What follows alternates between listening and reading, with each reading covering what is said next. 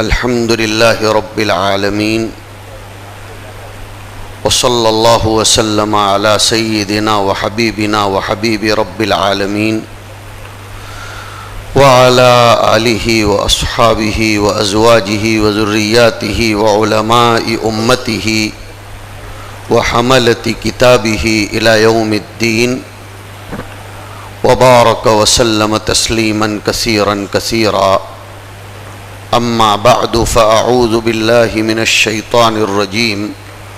بسم الله الرحمن الرحيم. ربنا وابعث فيهم رسولا منهم يتلو عليهم آياتك ويعلمهم الكتاب والحكمة ويزكيهم إنك أنت العزيز الحكيم. وقال الله تبارك وتعالى: ما كان لبشر أن يؤتيه الله الكتاب والحكم والنبوة ثم يقول للناس كونوا عبادا لي من دون الله ولكن كونوا ربانيين بما كنتم تعلمون الكتاب وبما كنتم تدرسون. صدق الله العظيم. وقال النبي صلى الله تعالى عليه وآله وسلم: لو أن أهل العلم صانوا العلم ووضعوه عند أهله لسادوا به العالم. رواه ابن ماجہ رحمہ اللہ تعالی. معزز موقر علماء کرام، ہمارے بہت پیارے اور عزیز فضلائے جامعہ حقانیہ کٹھور اور مہمانان عظام، واقعتاً ادارے نے اور اس دارالعلوم نے آپ سب حضرات کو جمع فرما کر آپ سے کارگزاری لینے اور دوبارہ افکار کو مہمیز دینے کا قصد کیا ہے. بخاری شریف میں مستقلاً ایک ترجمۃ الباب ہے جس میں امام بخاری رضی اللہ تعالی عنہ نے یہ ثابت کیا ہے کتاب الاحکام میں. وہاں احکام سے مراد اوامر شرعیہ نہیں ہے بلکہ ذمہ داروں کے ذمے کیا کیا آتا ہے، قضات اور حکام کی ذمہ داریوں میں کیا آتا ہے. ہمارے بہت پیارے جن سے ہمیں مستقبل کی بہت تمنائیں وابستہ ہیں اور الحمدللہ وہ خود میرے اپنے اکابر کے فیض یافتہ صحبت یافتہ ہیں.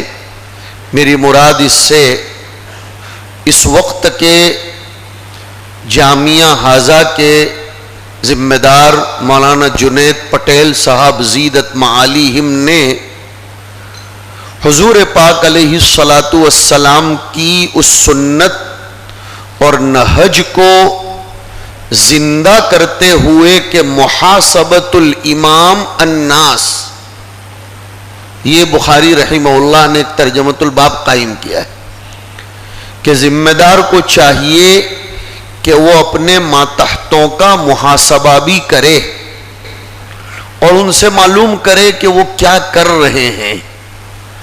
اس سے فطری طور پر خوشی بھی ہوتی ہے اور کوئی چیز اگر مذاکرے میں قابل توجہ ہو تو اس کی توجیہ بھی کی جا سکتی ہے.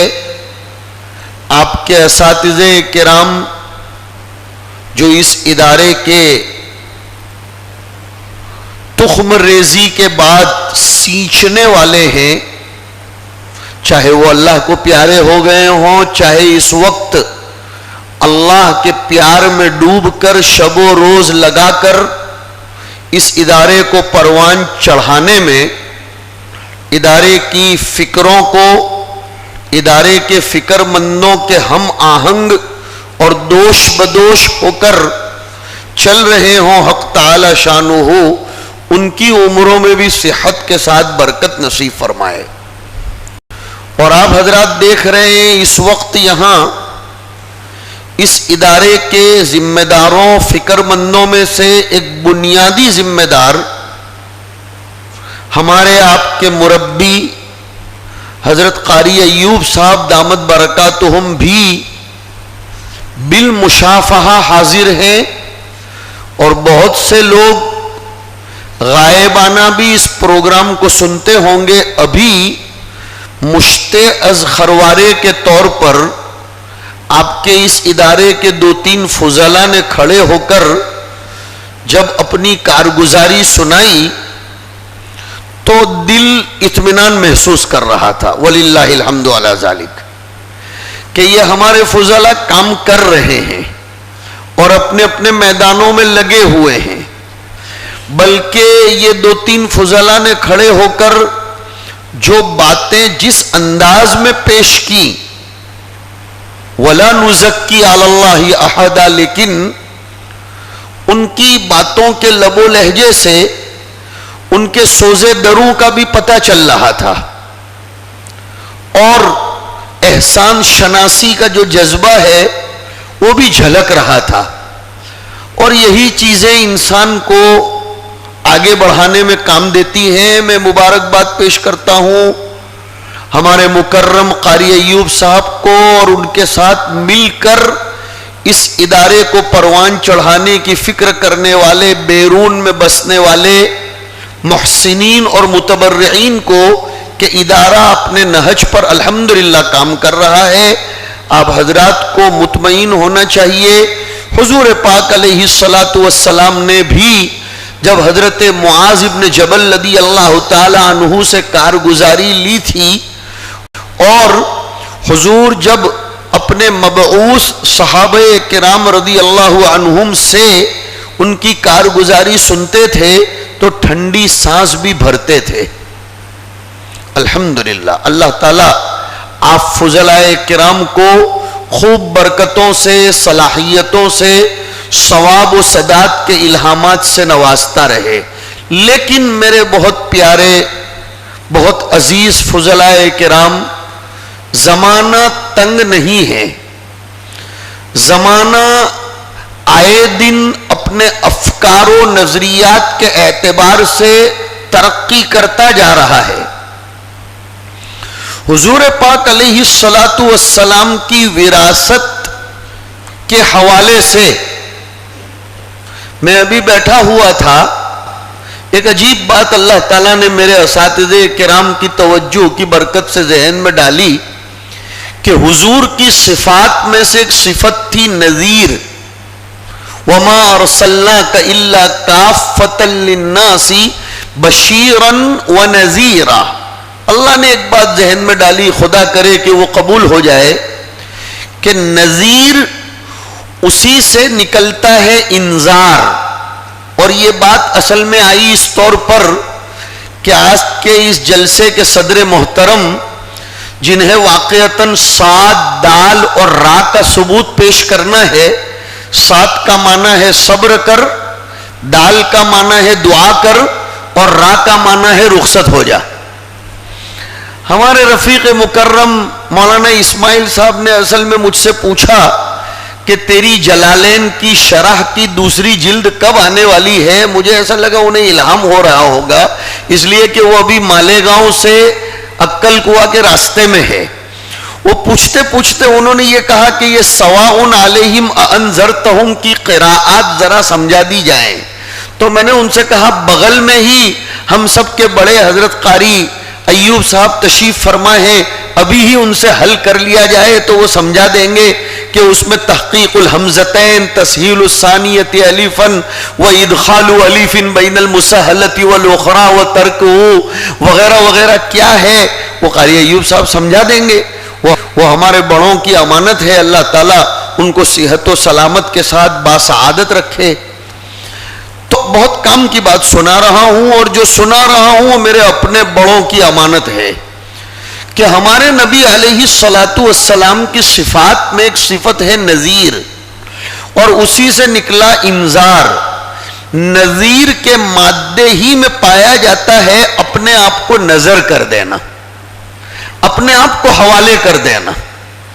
جب تک وارث نبی علیہ الصلاۃ والسلام اپنے آپ کو انسانیت کے نذر نہیں کرتا ہے، اور میں نہیں بولوں گا کہ مسلمانوں کے، میں بولوں گا انسانیت کے، اس لیے کہ قرآن کریم نے بھی کافۃ للناس کہا ہے، کافۃ للناس۔ ہماری فکر، ہماری سوچ بلند ہونی چاہیے، ہم محدود ذہن کے نہ بنیں، اس لیے کہ عقابی روح جب بیدار ہوتی ہے نوجوانوں میں، کوئی صاحب اس کو پڑھ رہے تھے عقابی روح، وہ عقاب پر عقاب ڈھا رہے تھے اصل میں یہ بول کر کہ عقابی روح جب بیدار ہوتی ہے نوجوانوں میں، نظر آتی ہے انہیں اپنی منزل آسمانوں میں۔ میں اس پر ایک تبصرہ کرتا ہوں، خدا کرے کہ پسند آ جائے، اور پسند آنے کے بعد ہم شعراء کی طرح داد نہیں مانگتے ہیں، قبول کروانا یہ ہماری نیت ہے کہ قبول ہو جائے۔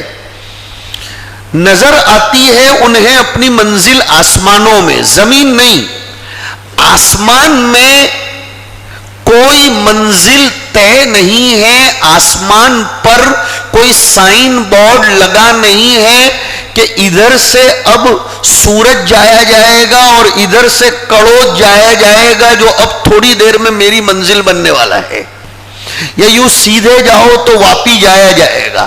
نہیں نہیں نہیں نہیں، جہاں آسمان میں بلندی ہے، جہاں آسمان میں اونچائی ہے، اور جہاں آسمان میں شدت، پکڑ، مضبوطی، گرفت، امساک اور بغیر کسی کے سہارے جینا ہے۔ افلم ينظروا الى السماء فوقهم كيف بنيناها وزيناها وما لها من فروج۔ کسی نے بہت پتے کی بات لکھی کہ ہم علماء کا کام تذکیر کا ہے، دعوت کا ہے، نصیحت کا ہے، انذار کا ہے۔ اس تذکیر کے کرنے سے پہلے قرآن کریم نے 4 چیزوں کی طرف نظر کرنے کو بھی کہا ہے اور غور کرنے کو بھی کہا ہے، اس لیے کہ ایک نظر بعین البصر بھی ہوتی ہے اور ایک نظر بعین البصیرت بھی ہوتی ہے۔ نظر تحاوی دور حدیث شریف پڑھنے والے پڑھتے ہیں، وہ نظر دیکھنے کے لیے نہیں ہے، وہ سمجھنے کے لیے ہے۔ قاضی مجاہد الاسلام صاحب رحمۃ اللہ علیہ نے اپنی زندگی میں ایک رسالہ جاری فرمایا تھا فقہ اکیڈمی سے، بحث و نظر۔ وہ نظر صرف دیکھنے کے لیے نہیں ہوتا تھا، تو اب قرآن کریم کی آیت کو دونوں معنی کا استحضار کرتے ہوئے سمجھنے کی آپ کوشش کریں گے۔ افلا ينظرون الى الابل كيف خلقت والى السماء، شاعر کے شعر کی برکت سے یہ آیت یاد آ گئی، نظر آتی ہے انہیں اپنی منزل آسمانوں میں، تو اللہ پاک فرماتے وَإِلَى السَّمَاءِ كَيْفَ رُفِعَتْ وَإِلَى الْجِبَالِ كَيْفَ نُصِبَتْ وَإِلَى الْأَرْضِ كَيْفَ سُطِحَتْ۔ یہ نظر ہوگی، اور جب اس نظر کی نظر اپنی آنکھوں اور قلب کو کریں گے تو پھر تذکیر کرنے کے قابل ہوں گے۔ اس لیے فائے تفریعیہ لا کر یہ تفریع فرمائی کہ اب فذکر انما انت مذکر، اور تذکیر کے بعد نا امید مت ہونا۔ اگر تیری محنت کبھی اکارت جاتی ہوئی تجھ کو نظر آئے اور برسہا برس سے تو اپنے علاقے میں کام کرتے ہوئے نا امیدی دیکھ رہا ہو تو کبھی بھی نا امید مت ہونا، اس لیے کہ انما انت مذکر لست علیہم بمسیطر۔ کیا قرآن ہے، کیا ڈھارس بنداتا ہے۔ اور کسی نے تو لکھا ہے کہ صدیوں پہلے کیے ہوئے گشت کے نتائج یہ صدیوں کے بعد بھی نظر آتے ہیں۔ حضور اکرم صلی اللہ علیہ وسلم نے طائف کے سفر میں نا امیدی دیکھی تھی، پتھر کھائے تھے، ایک بھی نقد تشکیل نہیں ہوئی تھی۔ میں پکے تبلیغی کا بیٹا ہوں اور تبلیغی گھر میں پروان چڑھا ہوں اور اسی کی برکت سے یہاں بیٹھا بھی ہوں، اس کے اعتراف میں سرے منہ مجھ کو کوئی ذرا بھی آگے پیچھے کرنا نہیں ہے، حق تعالی شانہ، اس لیے کہ مجھے دیا ہی گیا ہے وراثت نبوی کے ہمہ جہتی دائرے کار دوائرے کار، تو میں ایک ایک دائرہ لیتا چلا جا رہا ہوں۔ تو حضور پاک علیہ الصلوۃ والسلام نے طائف میں گشت کیا، سفر کیا، ایک بھی نقد تشکیل تو نہیں ہوئی، کسی نے ارادوں میں بھی نام نہیں لکھوایا تھا۔ لیکن میرے پیارے فضلاء، میں آپ سے ایک بھائی ہو کر خطاب کر رہا ہوں، اس لیے بے تکلف بات کر رہا ہوں کہ وہ جو طائف کا سفر تھا، ظاہر میں ایسا لگ رہا تھا کہ یہ تشکیل اور یہ سفر ناکامی کا سامنا کر رہا ہے، لیکن اسی غزوہ بنو ثقیف میں سے چند سالوں کے بعد محمد ابن قاسم الثقفی پیدا ہوئے، جن کے توسط سے ہندوستان میں اسلام آیا۔ نا امید ہونے کی ضرورت نہیں ہے، کام کرتے چلے جاؤ، ہاتھی کی چال چلو، کتے تو بھونکتے رہیں گے۔ اور قصص النبیین کا سبق خدا کرے یاد ہو، تیسرے حصے کا، اس میں وہ جو بنی اسرائیل پر الضفادع کا عذاب آیا تھا، مولانا علی میاں صاحب نے اس میں لکھا ہے تلک تنق وہذہ تصیب، ایک ٹیوں ٹیوں کر رہا ہے اور ایک خالی اوپر نیچے ہو رہا ہے، اس کے آگے کچھ بھی نہیں ہے۔ اب آئیے آیت پر آئیے، بہت بڑا پیغام ہے۔ فذکر سے پہلے غور و فکر کی دعوت دی گئی ہے۔ بہت کام کی بات سناتا ہوں، جمعہ کے خطاب سے پہلے آپ کو تیاری کرنی پڑے گی، پھر فذکر، ایسے ہی نہیں کھڑے ہو جانے کا۔ میں تھوڑی کچھ تیکھی باتیں بھی کروں گا، اس لیے کہ اس ادارے میں میں اپنے آپ کو مہمان نہیں پا رہا ہوں، میں میزبان بھی سمجھ رہا ہوں، اپنے آپ کو مہمان بھی۔ یہ الگ بات ہے کہ غائبانہ میزبانی کر لے رہا ہوں، اس لیے کہ میرے بڑوں کا اس سے تعلق ہے، اور پھر اس کی نشت ثانیہ کرنے والے جو قاسم موٹا تھے، وہ میرے والد صاحب رحمۃ اللہ علیہ کے ایک دم کلوز فرینڈ تھے، دعوت و تبلیغ کی نسبت سے بڑودہ میں انہوں نے ایک لمبا عرصہ گزارا قاسم موٹا نے، اور پھر بھائی جنید سے برادرانہ تعلقات، اور ادھر پھر ہمارے اساتذہ کی کچھ امانتیں یہاں پر ہیں، تو ان لوگوں کی نسبتوں کا بھی مجھے خیال رکھنا ہے، اس لیے کچھ تیکھی باتیں کہوں گا، اور دال چاول کھاتے وقت تھوڑا سا اچار پر بھی ہاتھ مارنا پڑتا ہے، ہاں، اور اگر مہاراشٹر کے ہمارے کچھ فضلاء ہو تو تھوڑی سی چٹنی بھی اور کبھی کبھی تری کو بھی ہاتھ لگانا پڑتا ہے، لہذا مجھے معاف کیجئے، لیکن واللہ العظیم جو کہوں گا اندر کے درد کی بنیاد پر کہوں گا، اس لیے کہ میں چاہتا ہوں کہ یہ صرف نشستن خوردن جمع شدن و گفتن و برخاستن و رجوع کنند یہ نہ بن جائے۔ نہیں، ادارے نے اس پروگرام کے منعقد کرنے کے لیے شب و روز ایک کر دیے۔ میں دیکھ رہا ہوں اس آدمی کو یہ دیوانہ بن کر پھر رہا تھا کہ یہ پروگرام ہمارا کس طرح کامیاب ہو جائے، اور کچھ لوگ میرا تعارف تلاش کرنے کے لیے چاروں طرف فون کر رہے تھے، ادھر لگایا ادھر لگایا، اب انہیں نہیں معلوم کہ نیٹ ورک بہت وسیع ہے، لیکن میں نے ان سب پر پابندی لگا دی تھی کہ خبردار کوئی تعارف دیا تو، اس لیے کہ غیر متعارف کا تعارف کروایا جاتا ہے، میں تو متعارف ہوں، ہاں جی۔ تو عرض کیا کر رہا ہوں، تقریر کرنے سے پہلے، بلکہ ہمارے حضرت تو فرمایا کرتے تھے، حضرت مولانا سید الطائفہ سید الابرار والمقربین حضرت مولانا ابرار احمد صاحب رحمۃ اللہ علیہ، کہ ان آیتوں سے تو مدرس، معلم، مبلغ، مزکی سب کو نصیحت ہے کہ مسند تدریس و تبلیغ و تزکیہ و وعظ و نصیحت پر بیٹھنے سے پہلے تیاری کر لے، اور تیاری ینظرون کی، تاکہ موٹیویشن بھی اس کے اندر آ جائے۔ آج کل موٹیویٹ کے نام سے بڑے پروگرام ہو رہے ہیں، قرآن کریم موٹیویٹ آیتوں میں کرتا ہے، ایک ایک آیت قرآن کریم کی موٹیویٹ کر رہی ہے، اس لیے کہ اسلام حوصلہ بڑھانے کے لیے آیا ہے، حوصلہ شکنی کے لیے نہیں آیا۔ آپ کو ذرا بھی اپنا دماغ مختصر کرنے کی ضرورت نہیں ہے کہ موٹیویٹ اب کے زمانے کی کوئی ایجاد ہے۔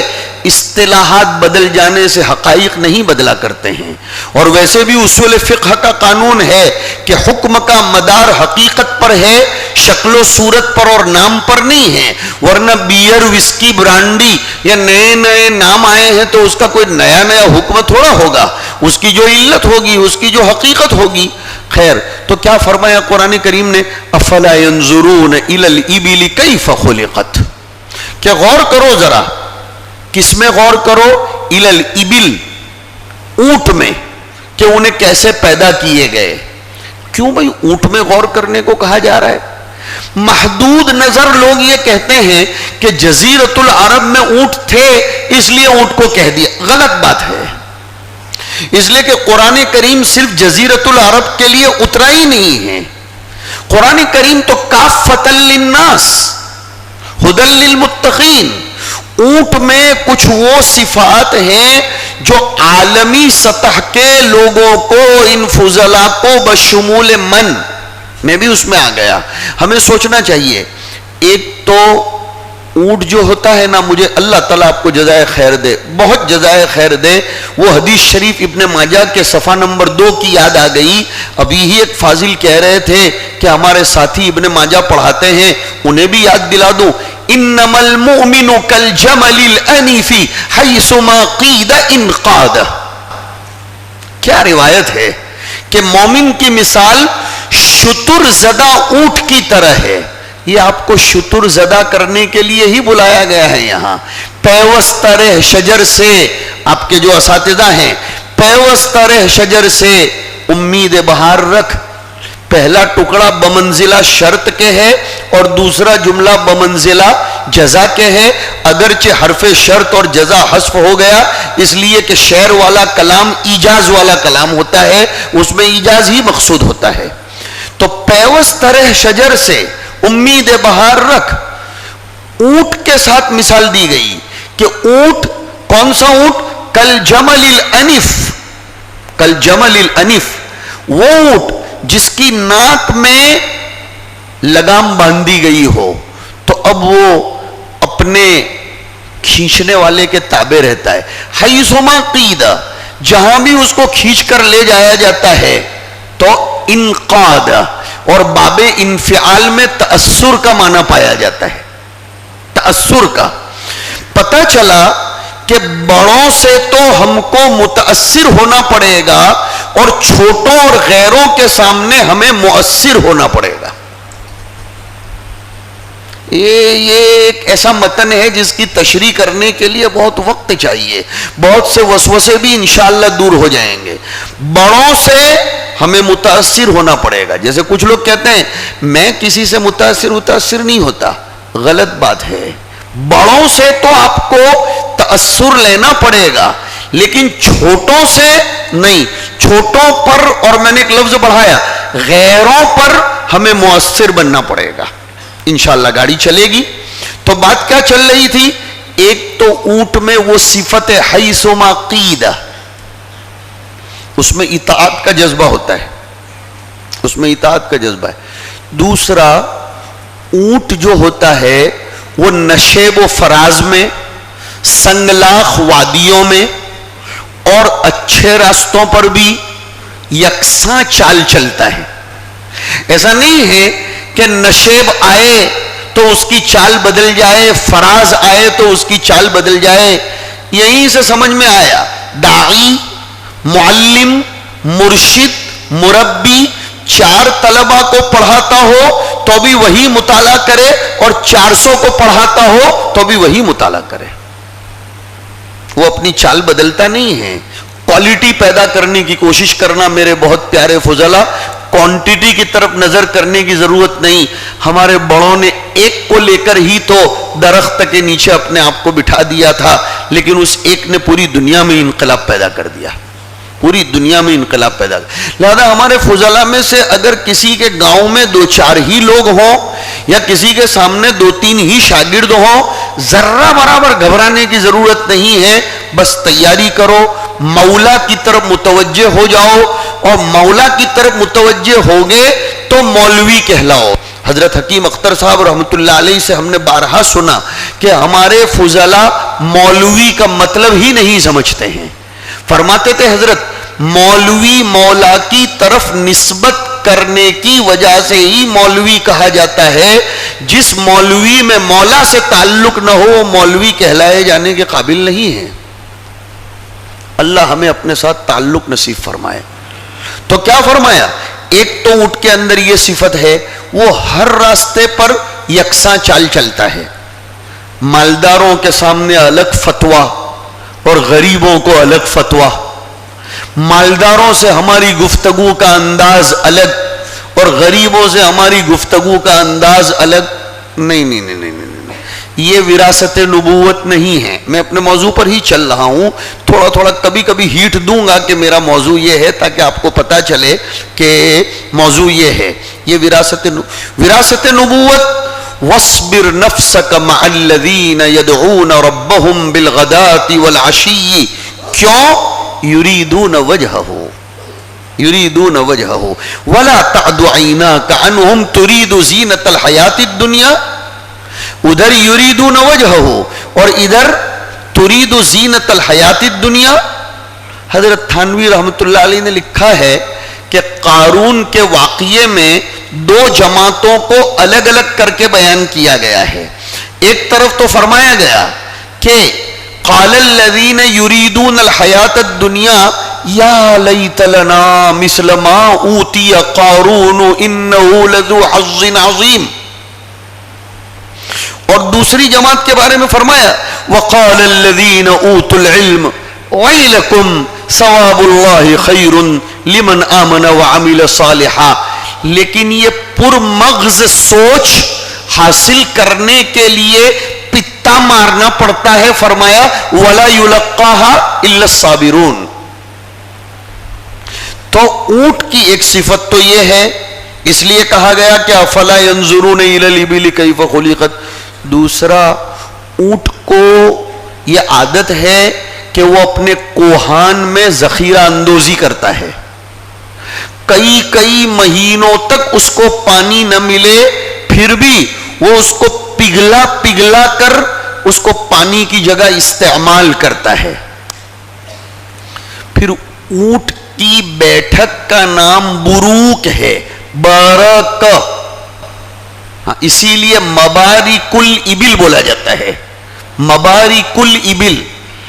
علماء لغت نے لکھا ہے کہ برکت کو بھی برکت اسی لیے کہا جاتا ہے کہ اونٹ جب ایک جگہ بیٹھ جاتا ہے نا تو جلدی اٹھتا نہیں ہے۔ مومن جب ایک جگہ بیٹھ جاتا ہے کام کرنے کے لیے، مومن سے مراد علماء، تو وہ پھر وہاں سے ہٹتے نہیں ہے 500-700 کی تنخواہ کا ڈیفرنس دیکھ کر۔ اس لیے کہ اولاً تو یہی ذہن میں رکھو، ہم نے جو پڑھا ہے پڑھاتے ہیں وہ معاش کے لیے ہے ہی نہیں، وہ معاش کے لیے ہے ہی نہیں، وہ معاد کے لیے ہے۔ بہت اچھا، کچھ فضلاء کے بارے میں ہمارے یہ فضلاء کہہ رہے تھے کہ وہ تجارت میں بھی لگے ہوئے ہیں، کوئی حرج کی بات نہیں ہے، لَيْسَ عَلَيْكُمْ جُنَاحٌ أَن تَبْتَغُوا فَضْلًا مِّن رَبِّكُمْ۔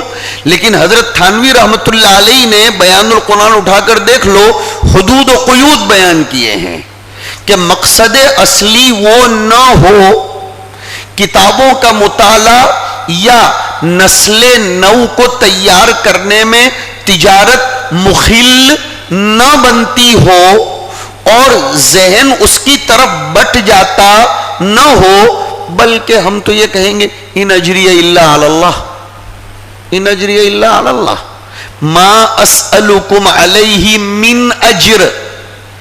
من نحوی لوگوں کو اپنی پہنچ کے اعتبار سے زائدہ لگ رہا ہے، لیکن ارباب بلاغت کہتے ہیں کہ وہ نکرہ کے معنی میں زیادتی پیدا کرنے کے لیے آیا ہے، اس لیے کہ قرآن کریم میں کہیں بھی کوئی حرف زائد نہیں آتا۔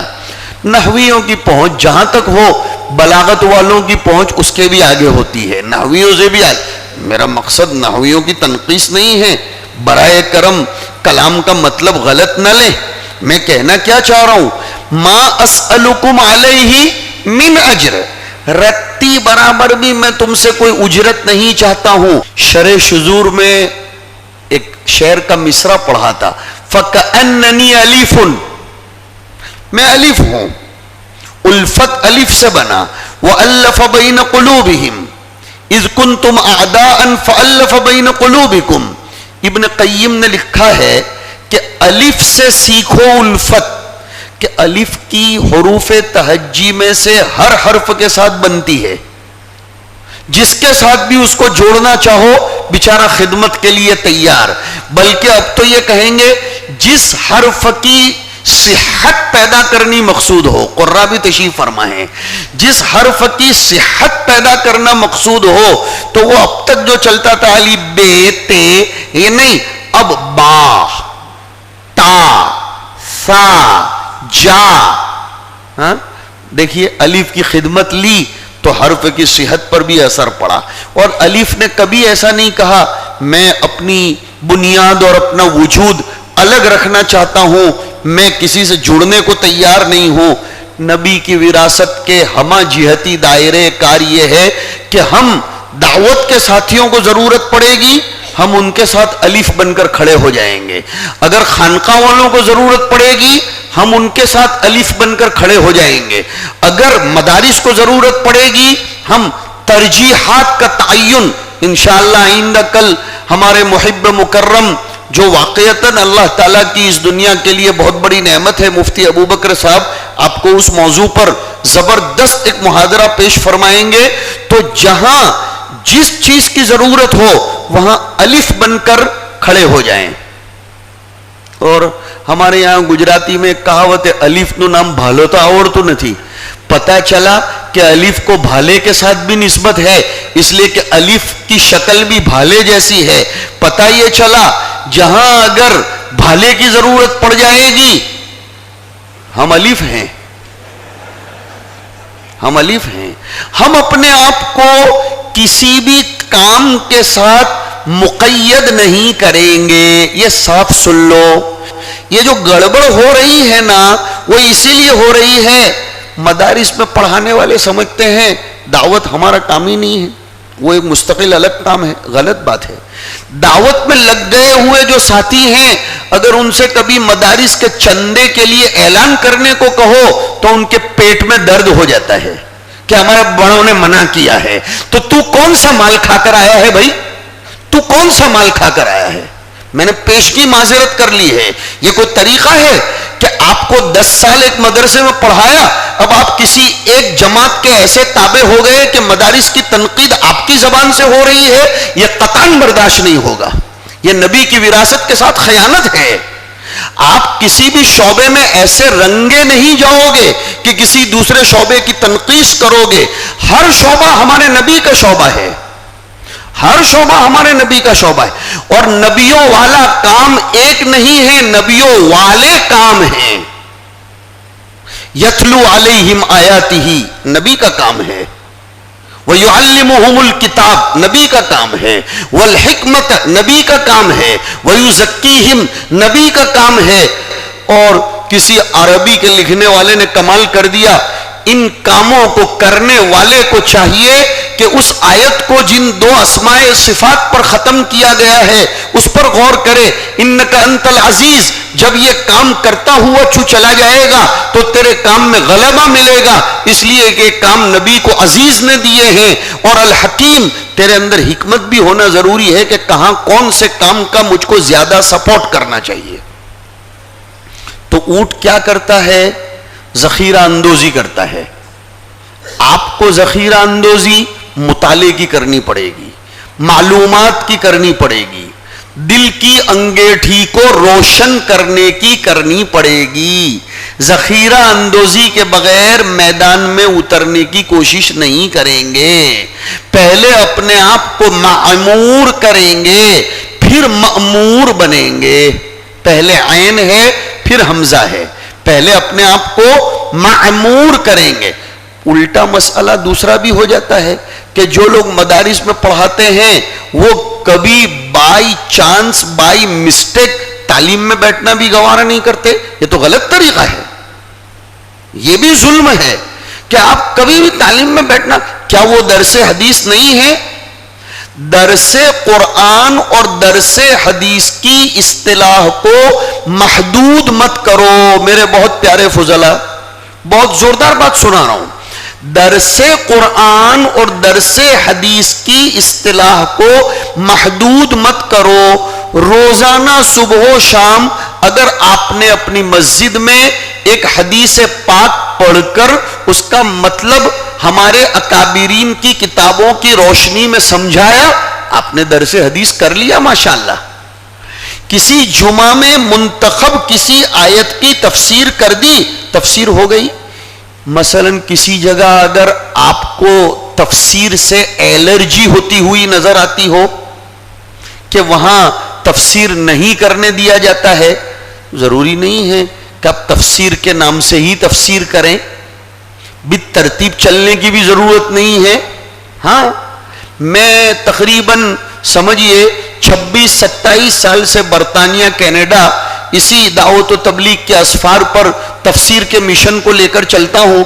میں نے کبھی بھی ترتیب وار تفسیر کہیں بھی نہیں کی. نہیں, تراویح میں غور کرتا ہوں تاکہ تراویح میں دل بھی لگے, خوشبو بھی پیدا ہو, اللہ کرے. کوئی 2-4 آیتیں میری نظر پڑ گئی, اس پر توجہ اس کی طرف ہوئی کہ یہ آیتیں ہیں, اس کو اٹھایا اور اسی کو پیغام ربانی بنا کر پیش کر دیا. آپ کی تفسیر ہو گئی, کسی کو انرجی بھی نہیں ہوگی. اس لیے کہ دیکھو ایک مثال دیتا ہوں, ایک مثال دے رہا ہوں. دوا پلانے کے لیے ضروری نہیں ہے کہ کیپسول ہی کی شکل میں پلائی جائے, مخاطب کو دیکھ کر پلانے کی. اگر بچہ چھوٹا ہے تو سیرپ, وہی کروسین کا سیرپ, پیراسیٹامول کا سیرپ. ذرا تھوڑا بڑا ہوا تو ٹیبلٹ, اور اگر ٹیبلٹ اس کے گلے میں اٹکتی ہے تو کیپسول, اور اگر دونوں اٹکتے ہیں تو پھر انجیکشن کے ذریعے چڑھا دیا جاتا ہے. وہی چیز ہے, شکل تھوڑی تھوڑی بدل گئی.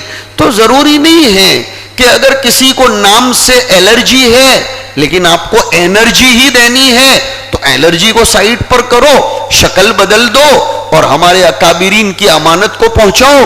قرآن کریم کو پہنچائے بغیر امت میں انقلاب کبھی بھی بیدار نہیں ہو سکتا ہے. اور سمجھاؤ کہ فضائل قرآن حضرت نے مستقل تبلیغی نصاب میں رکھا ہے, بلکہ اس میں کہیں کہیں قراءت کی بحث چھیڑی ہے. حضرت نے فضائل قرآن میں قراءت سبا تک کی بحث چھیڑی ہے. پتہ چلا حضرت کام میں لگنے والے ساتھیوں کو قاری بننے کی طرف بھی ترغیب دلا رہے ہیں. اور الحمدللہ حضرت کی خلوص سے لکھی ہوئی کتاب, جس کے ذریعے حضرت نے کبھی فلوس نہیں بنائے, کبھی فلوس نہیں بنائے. حضرت نے اوجز لکھی, حضرت چاہتے تو اس میں وہ مسئلہ چھیڑ سکتے تھے کہ حقوق الطبع محفوظۃ للمؤلف, ہاں جائز ہے کہ نہیں ہے, لیکن حضرت نے اس کو نہیں چھیڑا, ہرگز نہیں. حالانکہ اوجز کہنے کے لیے اوجز ہے, اللہ جانے اگر اس کو اطنب لکھتے تو کتنی ہو جاتی.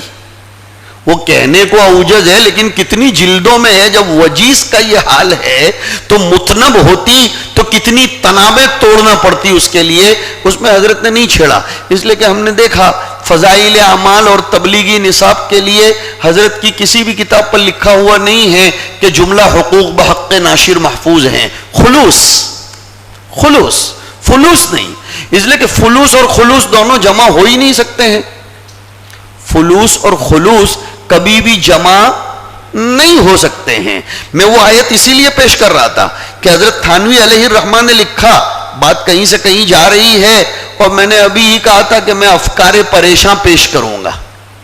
ایک صاحب مجھے مل گئے, کہنے لگے کہ مولانا عبداللہ صاحب پریشان رہتے تھے کیا؟ قاری ایوب صاحب ایک صاحب مل گئے تو مجھ سے کہنے لگے مولانا عبداللہ صاحب پریشان رہتے تھے, تم لوگوں نے کبھی دھیان نہیں دیا؟ میں نے کہا تم کو کیسے پتا چلا؟ کہا حضرت کی کتاب کا نام ہے افکار پریشان. میں نے کہا او ایڑے بری گت کے کہ یہ مرکب اضافی نہیں ہے, مرکب توصیفی ہے. مرکب توصیفی ہے. اب یہ مصیبت ہوتی ہے جب انسان سمجھ نہیں پاتا. تو حضرت تھانوی رحمۃ اللہ علیہ نے کیا لکھا کہ قال الذین یریدون الحیات الدنیا, جو دنیا کے پیچھے پڑ گئے تھے وہ قارون کے ٹھاٹ باٹ کو دیکھ کر یا لیت لنا مثل ما اوتی قارون. دھیان دینا بات پر. لیکن وقال الذین اوتوا العلم کو اس کے مقابلے میں لایا گیا. پتا چلا کہ اوتوا العلم کبھی بھی یریدون الحیات الدنیا نہیں بن سکتے ہیں. نہیں نہیں نہیں نہیں نہیں. اوتوا العلم کی شان ہی الگ. اور کیا کمال ہے کہ وقال الذین کسبوا العلم حصلوا العلم. نہیں، اوتوا العلم. پتہ چلا علم عطیہ خداوندی ہے، اور عطیہ خداوندی اس کا مقابلہ حصول اور کسب کر کے حاصل کیے ہوئے مال نہیں کر سکتے ہیں. پورے قرآن شریف کو دیکھو، علم کو فعل مجہول سے تعبیر کیا گیا ہے. وما اوتیتم من العلم یرفع اللہ الذین آمنوا منکم والذین اوتوا العلم درجات. اور ابھی میں نے پڑھا اس میں بھی وقال الذین اوتوا العلم.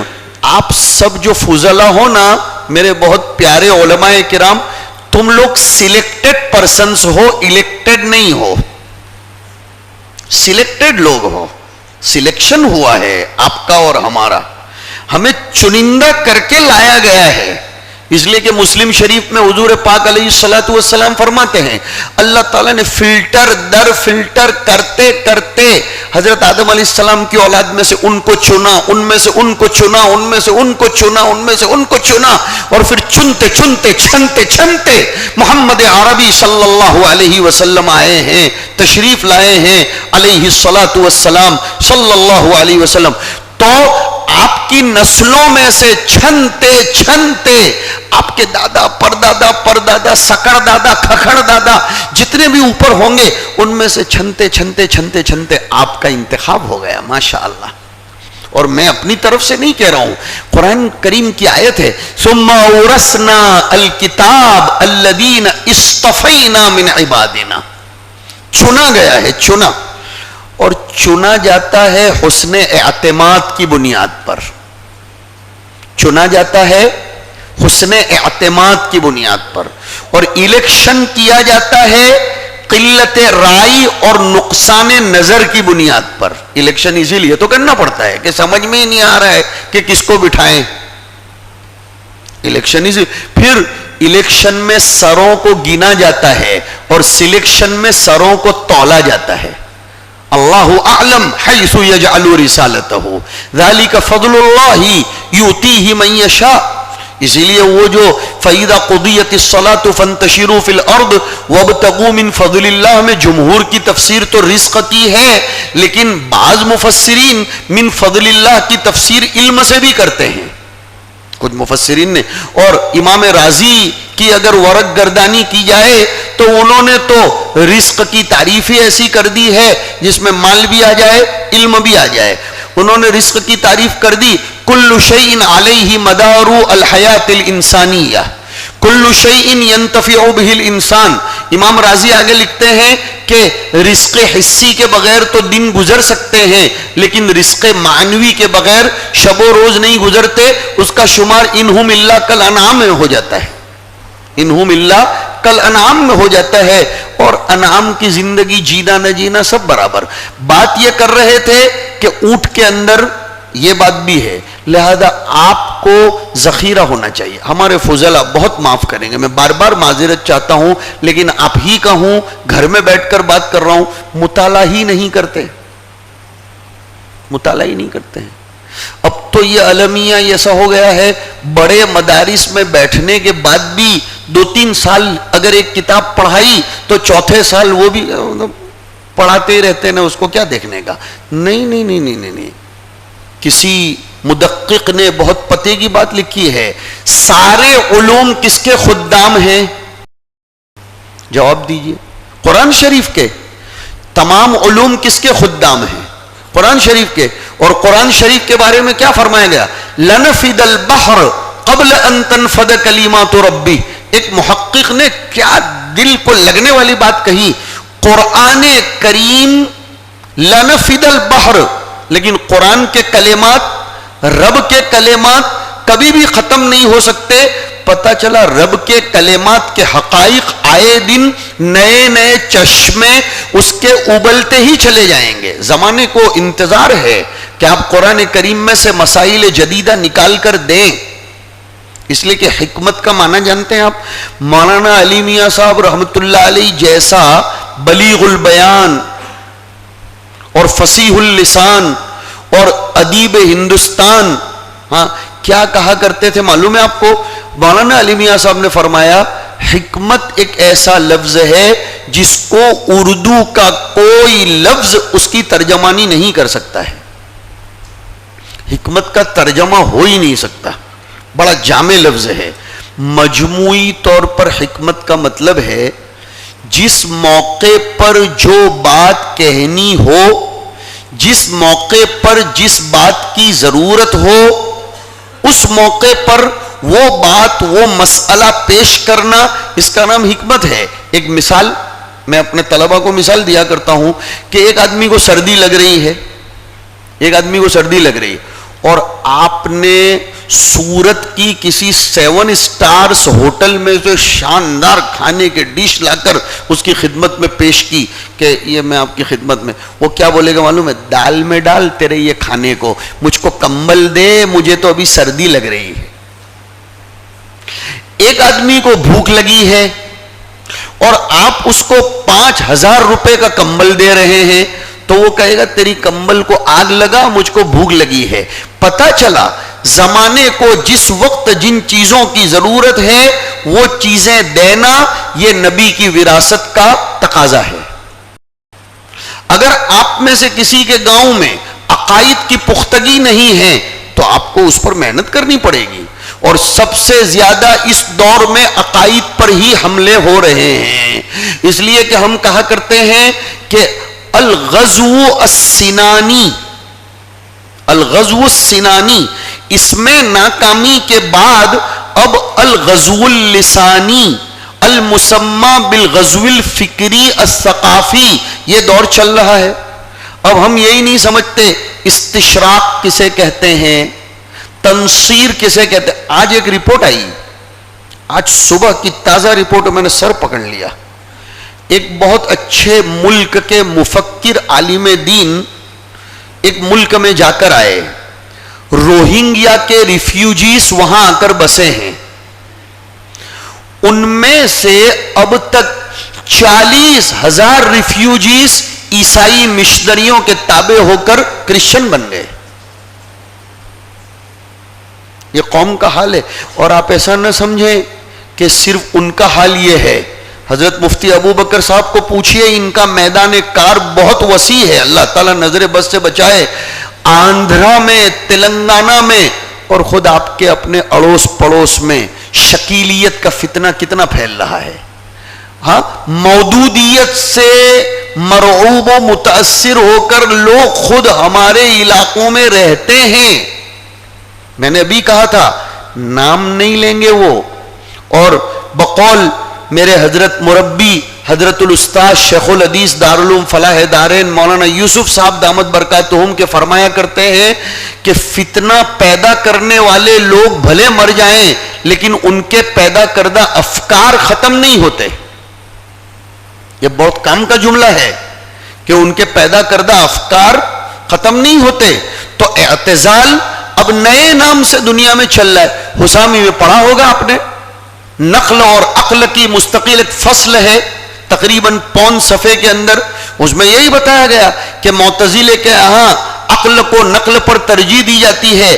مودودیت کا بنیادی یہی تو المیہ ہے کہ وہ ہر چیز کو عقل کے معیار پر پرکھتے ہیں تاکہ پھر عقل یا عقلوں کی گردان ہی چلتی رہے. انہیں نہیں معلوم وحی کا کام وہیں سے شروع ہوتا ہے جہاں پر آ کر عقل انسانی ختم ہو جاتی ہو. وحی کا کام، ورنہ الذین یؤمنون بالغیب کیسے ہوگا؟ ضرورت ہے آپ کی فکروں میں ذرا ہماگیریت ہو، محدود فکر نہ ہو. اس کے لیے آپ خوب اپنے پاس ذخیرہ اندوزی کیجئے، جیسے افلا ینظرون الی الابل کیف خلقت. اور وقت وقت بہت ہو گیا، بس اب میں تھوڑی دیر میں ختم کر دوں، اس لیے کہ آپ کی تو جماعت کا وقت بھی ہو گیا ہے. افلا ينظرون الى الابل كيف خلقت کے بعد کیا فرمایا؟ والى السماء كيف رفعت. آسمان کی طرف بھی ذرا غور کر لیا کرو، اس کو کتنا بلند کیا گیا ہے. میری گاڑی پٹری پر سے جو اتری تھی نا، وہ آسمان کے نام سے اتری تھی، عقابی روح والے شہر سے. آسمان بلندی پر ہے اور وہ کسی کے سہارے کھڑا نہیں ہے، وہ مزین بھی ہے، مضبوط بھی ہے.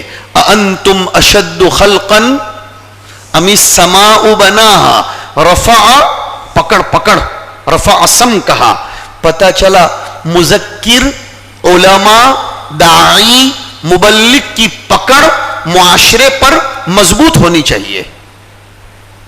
ہم نے اپنی پکڑ ہی کھو دی ہے. ابن ماجہ شریف کے حوالے سے ایک حدیث پڑھی میں نے، ابواب العلم کی مقدمہ ابن ماجہ میں وہ روایت ہے، لو ان اہل العلم صانوا العلم ووضعوه عند اہلہ لسعدوا به العالم. کہ اگر علماء علم کی قدردانی کریں اور علم کی حفاظت کریں اور تشنگان علم کو علم دیں تو وہ دنیا کے اوپر سیادت کریں گے، دنیا کی قیادت کریں گے. امت کا بہانہ ہرگز مت بناؤ. I am not agree with you اس معاملے میں کہ امت میں قدر نہیں ہے. ہم نے پیش ہی نہیں کیا ہے ان کو وہ چیز جو ان کا مطلوب ہے، جو ان کا مطلوب ہے وہ ہم نے دیا ہی نہیں، تو وہ ہماری قدر کیسے کریں گے؟ جس کو جس چیز کی ضرورت ہے وہ چیز اس کو دی جائے گی تو وہ اس کی قدر کرے گا، اور آپ اس کو بغیر ضرورت کی چیز دیں گے یا اس میں ضرورت کا احساس پیدا نہیں کروائیں گے اور ایسے ہی دے دیں گے تو قدر. ورنہ ابھی بھی امت اپنی پلکیں آپ کے لیے بچھائی ہوئی ہیں. بہت سے فضلاء کو اس کا تجربہ ہوگا. کام بتاؤ امت کو، کام دیکھو پھر امت کیسی دیوانی بن جاتی ہے. اگر امت کو قدر نہ ہوتی نا تو ہندوستان کے اتنے سب مدارس گورنمنٹ کے 1 روپیے کے دان کے بغیر نہ چل پاتے. مثبت زاویے نظر سے دیکھو، مثبت. امت ناقدری نہیں ہے، ہم نے علم کی ناقدری کی ہے، جبکہ ہمارا تو سلیکشن ہوا ہے حسن انتخاب کی بنیاد پر.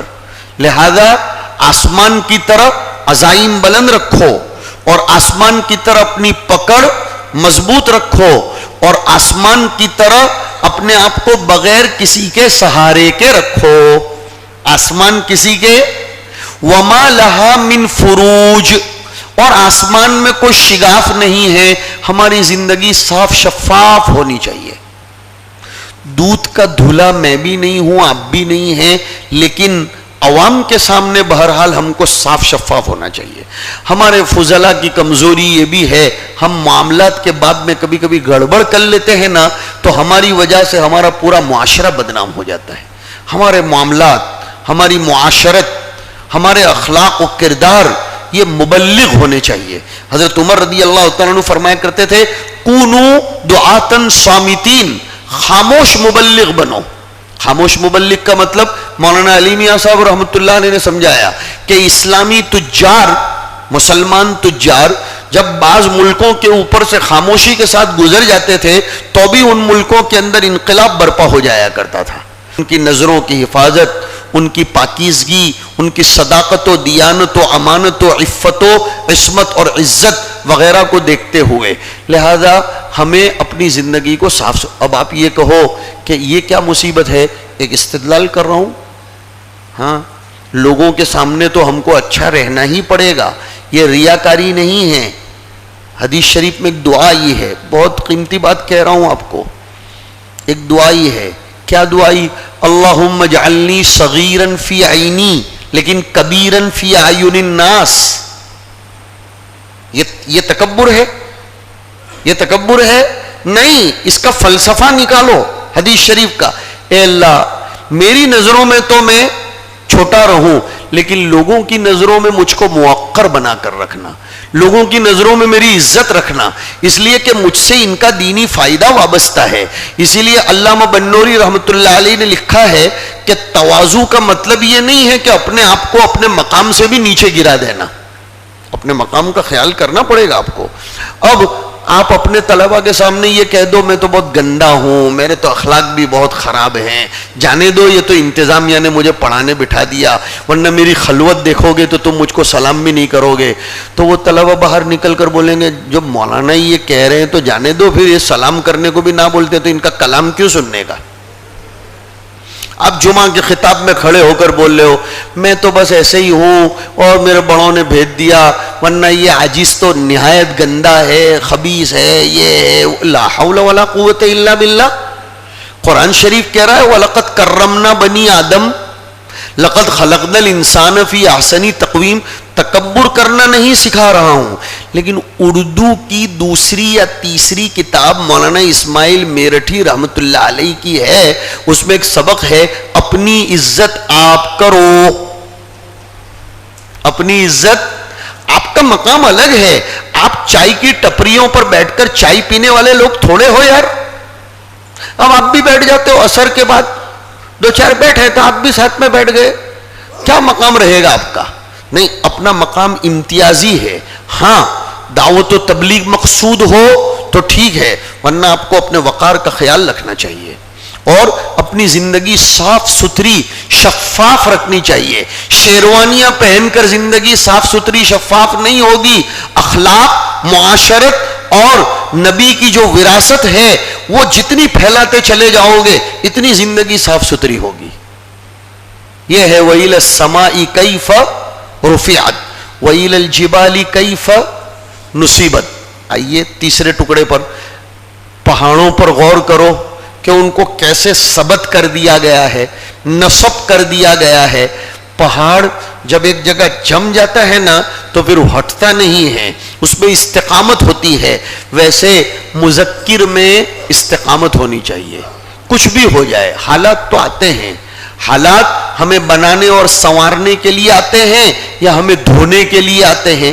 وَإِلَى الْجِبَالِ كَيْفَ نُصِبَتْ، اور پھر ہمارے اندر تواضع ہونی چاہیے۔ وَإِلَى الْأَرْضِ كَيْفَ سُطِحَتْ۔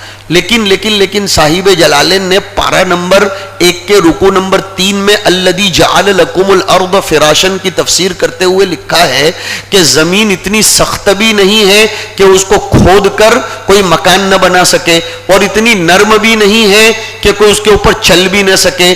ایک عربی کا شاعر کہتا ہے جس کو صاحب سفینہ نے، وہ صاحب سفینہ نے وہ اصحاب سفینہ ہے، لفیف من الاساتذہ نے لکھی ہوئی ہے، تو اس میں ایک شعر ہے لا تکن سکرن فتأکلک الناس ولا حنزلا فتزاق وترما۔ نہ تو شکر بنو، نہ تو اتنے نرمی مت بنو کہ کوئی بھی تمہارے ساتھ کھیل جائے کہ مولانا دیکھو تو تمہاری تنخواہی کیا ہے، ہر مہینے 2-2 ہزار روپے میرے پاس جمع کراؤ، تمہاری تجارت میں ہم لگائیں گے اور فائدہ ہو جائے گا۔ کون ہے؟ کبرکٹ ٹورز اینڈ ٹریولز کا تسمیر ٹورز اینڈ ٹریولز۔ اب یہ بیچارہ مولوی بھولا بھالا، نہیں آپ بھولے نہیں بنو، بھولے مت بنو، بالکل بھولے مت بنو۔ ہمارے نبی نے اپنے امتی کو حسین اخلاق پیدا کرنے کے لیے کہا، لیکن بقول حضرت الاستاذ مولانا سید ذوالفقار صاحب کے چونکنے والا پھڑکنے والا بنانے کو کہا، چونکتے پھڑکتے رہو ایک دم۔ اور اس کے لیے امام ابو داؤد نے ایک ترجمۃ الباب قائم کیا، باب الحذر من الناس، باب الحذر، حاذال را، چوکنا رہنا چاہیے لوگوں سے۔ اب ہم نے 2-2 ہزار روپے ہر مہینے لگائے اور 2-3 سال کے بعد اس نے 5-5 ہزار روپے نفع دینا شروع کیا، خوب خوش ہو گئے، ماشاءاللہ اللہ تعالیٰ آپ کو جزائے خیر دے کہ آپ علماء کی خدمت کر رہے ہیں۔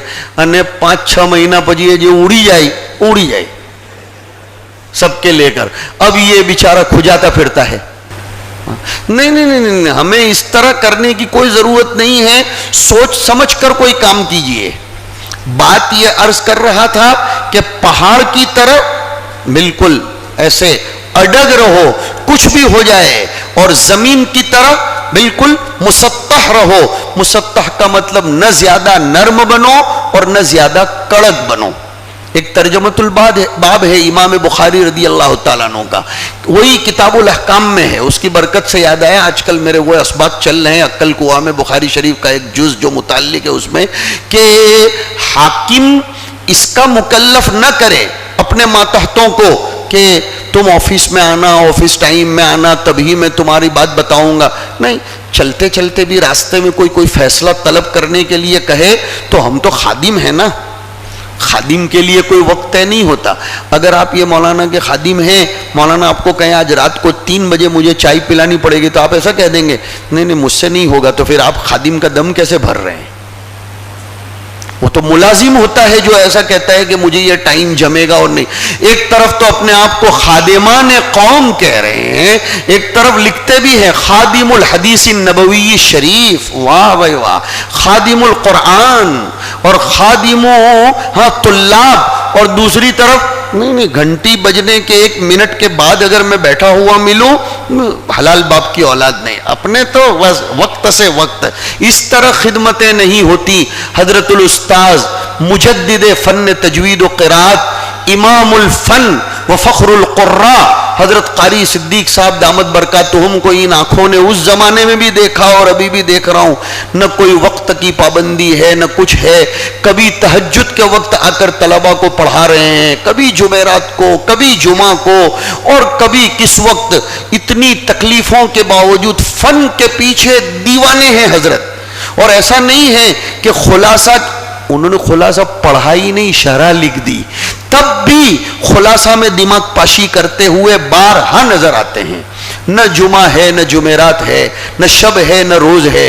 حضرت مولانا یوسف صاحب کو دیکھا, ہمارے کبار اساتذہ کو دیکھا, یہ آپ کے سامنے افریقہ سے آئے ہوئے لگ رہے ہیں, لیکن میں اچھی طرح جانتا ہوں قاری ایوب صاحب کو, ان کا بھی یہی دیوانہ پن ہے وہاں افریقہ میں.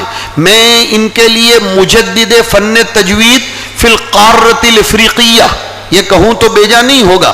رات دل لگائے, جب رات دل لگا دیتے ہیں نا, خدا کھیپ کو تیار کرتا ہے.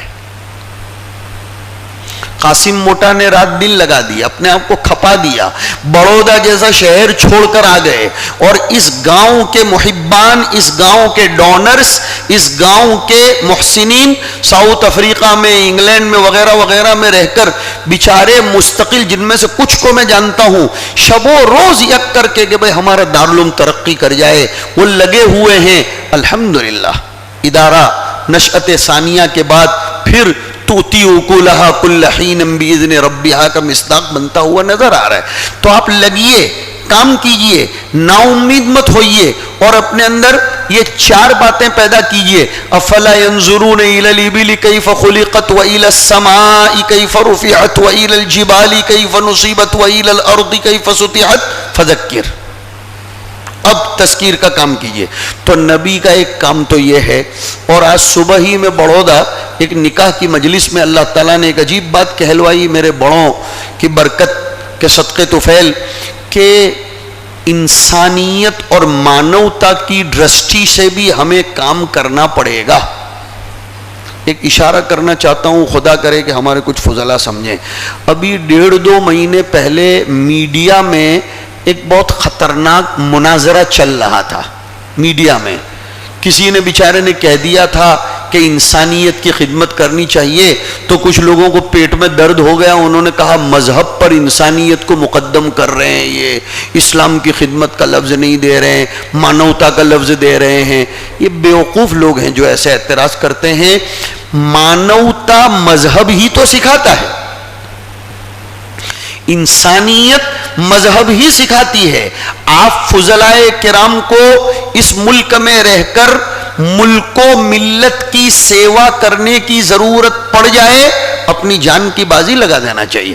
ہمارے ملک پر کبھی آنچ آ جائے ہم تیار رہیں گے. ملت کا تو کوئی سوال ہی پیدا نہیں ہوتا, لیکن ہم ملک کے وفادار بن کر رہیں گے, اس لیے کہ اس ملک کو ہمارے بڑوں نے اپنے خون پسینے سے سینچا ہے.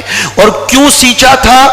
اعلاء کلمت اللہ کے لیے, عید کے زمزموں کو دنیا میں مضبوط اور مرتفع کرنے کے لیے, اور وفاداری سکھانے کے لیے. ورنہ حضرت مدنی رحمۃ اللہ علیہ بخاری شریف کا درس چھوڑ کر ملک کو آزاد کرانے کے لیے کیوں تشریف لے جاتے؟ ہاں، حضرت شیخ الہند کیوں جاتے؟ حضرت نانوتوی کیوں جاتے؟ پتہ چلا محبت وطن کی ان علماء دیوبند میں اتنی تھی کہ انہوں نے کبھی کبھی نصاب کو بھی سائٹ پر کیا، لیکن وطن کی محبت میں کود پڑے انسانیت کے ناطے۔ میں نے دلیل اصل میں آپ کو یہ دینا چاہا ہے، یہ دلیل دینا چاہا ہے کہ جب سیدہ خدیجۃ الکبریٰ رضی اللہ تعالیٰ عنہ کے پاس حضور صلی اللہ علیہ وسلم گھبرائے ہوئے تشریف لائے تھے پہلی وحی لے کر، تو حضرت خدیجہ نے کیا جملے کہے تھے؟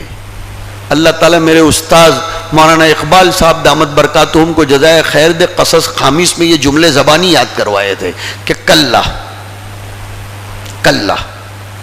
کبھی بھی نہیں ہو سکتا ہے کہ اللہ آپ کو رسوا کرے گا، واللہ لا یخزیک اللہ ابدا۔ کیوں؟ اس لیے کہ آپ خلوت میں بہت بیٹھتے ہو، یہ بہت پوائنٹ کی بات کہہ رہا ہوں، اس لیے کہ آپ مراقبے بہت کرتے ہو، انکار نہیں کر رہا ہوں۔ ارے بھائی فضیلت بیان کرنے سے افضلیت لازم نہیں آتی، لیکن جو بات ہے وہ سمجھا رہا ہوں۔ کیوں؟ اس لیے کہ آپ کسی کے لینے دینے میں نہیں ہو، اللہ آپ کو اس لیے رسوا نہیں کرے گا، آپ دن بھر تسبیح پھراتے رہتے ہو، نہیں، خلق خدا کی خدمت کے 4 کام بتائے تھے۔ انک لتصل الرحم وتحمل الکل وتکسب المعدوم وتقری الضیف، 4 نہیں بلکہ 5، وتعین علی نوائب الحق، یہ بھی وراثت نبوی ہے، یہ بھی وراثت نبوی ہے۔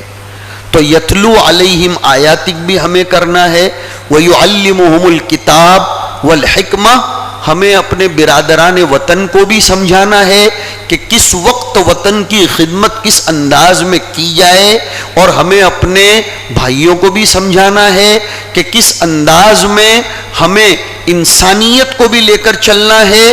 اسلام اور انسانیت دونوں ایک دوسرے سے الگ نہیں ہو سکتے ہیں۔ وہ ایک عربی کے شاعر نے کہا ہے، جس کا ایک مصرع پیش کر دیتا ہوں، وقت بالکل ختم ہونے کے قریب ہے، اور ویسے بھی مجھ کو 9 بجے کا وقت دیا ہی گیا ہے شاید، کہ والمجد لفظ عرفنا منک معناہ، تو الانسانیت لفظ عرفنا منک یا حبیبی صلی اللہ علیہ وسلم معناہا، انسانیت وہ لفظ ہے جس کا مفہوم ہم نے حضور سے ہی سمجھا ہے۔ تو آپ کو عقائد پر بھی کام کرنا ہے، آپ کو رفاہ عام کا بھی کام کرنا ہے، آپ کو تصحیح قرآن کا بھی کام کرنا ہے۔ آج کل ایک مصیبت چل پڑی ہے کہ انگلش میں پروناؤنس بہت اچھا، موسٹ ویلکم، لوگ کہتے ہیں ایسی انگلش بولو کہ آپ ایز لائک آف برٹش، ہاں، ایز لائک آف امریکن اور as like of south African. تو جب آپ انگریزی زبان جو مخلوق ہے، انگریزی زبان جو دنیا میں برتنے کے لیے ہے، اس کے پروناؤنس کے لیے اتنی محنت کرتے ہو، تو خدا پاک سے بات کرنے کے لیے جو کلام ربانی نازل ہوا، اس کے تلفظ درست کروانے کے لیے ہمیں نسل نو کے پیچھے بشکل تجوید محنت نہیں کرنی چاہیے؟ بہت کرنی چاہیے، بہت کرنی چاہیے۔ اور پھر اپنے پاس پڑھنے والے طلبہ کو بھی، اور اپنے پیچھے نماز پڑھنے والے مقتدیوں کو بھی میں سب کو لے رہا ہوں، اور اپنے ساتھ متعلق اور منسلک لوگوں کو اہل اللہ سے جوڑنے کا بھی کام کرو۔ میں نے ایک آیت پڑھی تھی، اس پر بہت کچھ کہا جا سکتا ہے، بس اب اس کا ترجمہ اور ایک آدھ دو اس کا مطلب سمجھا کر بات ختم کر دوں گا۔ اللہ تعالیٰ کتنی اچھی بات فرماتے ہیں، ما کان لبشر ان یؤتیہ اللہ الکتاب والحکم والنبوہ، ایسا انسان جس کو اللہ نے قوت فیصلہ بھی دیا ہو، کتاب کا علم دیا ہو، اور آج کی مجلس کے اعتبار سے میں مطلب بیان کر رہا ہوں، ترجمہ نہیں کر رہا ہوں، نبوت کے کام بھی سپرد کیے ہوں، نبوت کی وراثت بھی دی ہو، جس کو یہ سب ملا ہو، اس کو یہ زیب نہیں دیتا کہ وہ یوں کہے کونو عبادا لی، کونو عبادا لی، کہ میرے بنو نہ میرے۔ یہ جھگڑا ہے کہ شخصیت کا تعارف زیادہ کروایا جا رہا ہے، ملت کا تعارف نہیں کروایا جاتا، اور اس کی وجہ سے جھگڑے پیدا ہو رہے ہیں۔ مولانا الیاس صاحب رحمۃ اللہ علیہ نے ایک جگہ لکھا ہے، کوئی بھی، او میرے فضلا سن لو، یہ آخری ایک دو باتیں بہت قیمتی ہیں. کوئی بھی تنظیم کی بنیاد آپ ڈال رہے ہو یا بنیاد ڈلی ہوئی تنظیم کو آگے بڑھانا چاہتے ہو، 3 شرطیں ہوں گی تو وہ تنظیم اور وہ فکر ترقی کرے گی. نمبر 1 اخلاص نیت، نمبر 2 وحدت فکر، اور نمبر 3 نہج صحیح. اخلاص نیت، وحدت فکر اور نہج صحیح. یہ وحدت فکر بھی ہمارے اندر بہت کم ہے. ہر آدمی چاہتا ہے میرا حلقہ وسیع ہو، نہیں، حضور کا حلقہ وسیع ہونا چاہیے، اللہ کی کتاب کا حلقہ وسیع ہونا چاہیے. کہا کہ ایسا آدمی کبھی نہیں کہہ سکتا ہے کہ کونو عبادن لی من دون اللہ، بلکہ وہ تو کیا کہے گا، کونو ربانیین بما کنتم تعلمون الکتاب وبما کنتم تدرسون. اللہ تعالیٰ بہت مبارک فرمائے آپ کے جمع ہونے کو. وقت میں نے کافی لے لیا. حق تعالی شانہ آپ کی کارگزاریاں سن کر ہم کو جو اطمینان ہوا ہے اس کو اور زیادہ ترقی کی راہوں پر لے جائے، اور اللہ تعالیٰ اس پروگرام کے منعقد کرانے والے اور اس کی فکر کرنے والے سب کو جزائے خیر نصیب فرمائے. ایک نئی انقلابی فکر اور نئے کام کرنے کے جذبات لے کر جائیں. آپ کے اساتذہ بہت کچھ یہاں حیات ہیں، آپ ان سے مشورے لیجئے، لیتے رہیے اور خوب ان سے استفادہ کیجئے. حق تعالی شانہ آگے کی راہیں آپ کے لیے ہموار کرتا رہے اور خدمت دین متین کے لیے مجھے آپ کو سب کو قبول فرمائے. وصلی اللہ وسلم علی نبینا و مولانا محمد وعلی آلہ و اصحابہ اجمعین. اللہم لک الحمد کلہ ولک الشکر کلہ وإلیک یرجع الامر کلہ. تبارکت ربنا وتعالیت، نستغفرک اللہم ونتوب الیک. اللہم صلی وسلم وانعم وبارک علی سیدنا و مولانا محمد وعلی آلہ و اصحابہ اجمعین. اللہم انا نسألک علما نافعا ورزقا واسعا حلالا طیبا وشفاء من کل داء. اے اللہ ہمارے ان فضلاء کرام کو بہت زیادہ فہم و فراست نصیب فرما، حکمت نصیب فرما.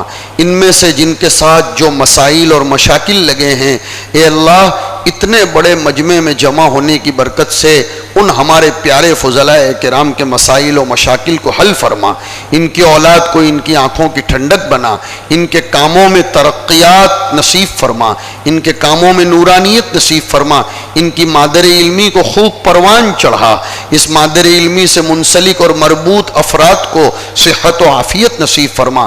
اے اللہ یہ ہمارے فضلاء دور دراز کا سفر کر کے، یوں کہا جائے تو بیجا نہیں ہوگا، پورا ہندوستان اس وقت یہاں دارالعلوم کٹھور میں امڑ آیا ہے. اللہ ان فضلاء کرام کو نورانیت نصیب فرما، ان کی عمروں میں صحت و عافیت سے برکت نصیب فرما، ان کے فیض کو عام اور تام فرما. اس ادارے کے اساتذہ کرام کو رونق درس نصیب فرما، ثواب و سداد کا الہام فرما. اس کے منتظمین کو اخلاص اور للہیت، اصابت رائے اور استحکام نصیب فرما. ہماری دعاؤں کو محض اپنے فضل و کرم سے الہ العالمین تیرے حبیب کے مقام عالی اور صدقے طفیل قبول فرما لے. وصلی اللہ وسلم علی نبینا و مولانا محمد وعلی آلہ و اصحابہ اجمعین برحمتک یا ارحم الراحمین. والسلام علیکم ورحمۃ اللہ وبرکاتہ.